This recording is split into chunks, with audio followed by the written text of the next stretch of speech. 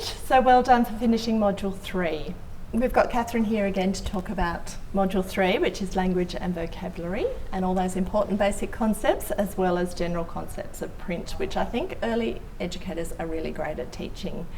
So if we start with some of the basic concepts we need to teach children in order to do the phonological awareness activities.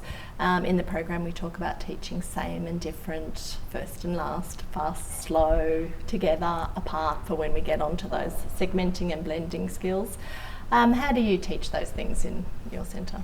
So this is taught by the educators who respond to and scaffold children's learning, and we have a variety of teaching resources, games and toys that lend themselves really well to this kind of teaching. Yeah, that's good. Do you do it in a sort of incidental way, or will you sit down and teach first and last? Both of those. Yeah. So yeah, in a group time setting, we will specifically teach the concepts, but then we'll be responding to the children's interest in it later during incidental play.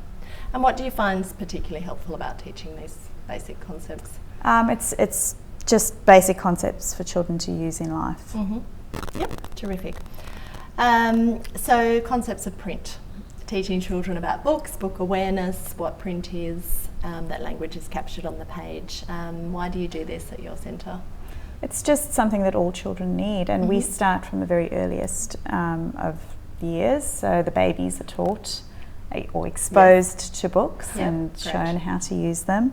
It's embedded into every story time as well. It's just part of our life. This is how we learn.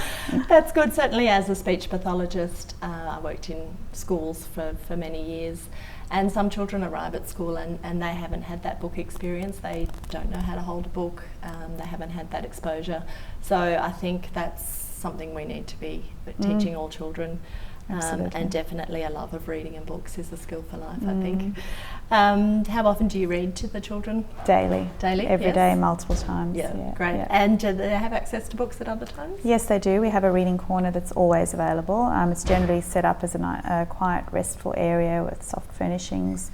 And we have a mix of books that belong to the service and books that come in from the library. So the library rotates them every 2 or 3 weeks, and the children have full access to those books. That's lovely, and we've got some really lovely footage of some of the girls reading in your reading quiet area. Yes. Obviously loving books and enjoying the time, so terrific.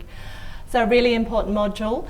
I hope that you've found the activities easy to implement. You can teach them, as Catherine said, in incidental ways, or you can sit down and do a bit of a group activity about first, last, together, apart, things that go together. So that's really useful to hear how you do it.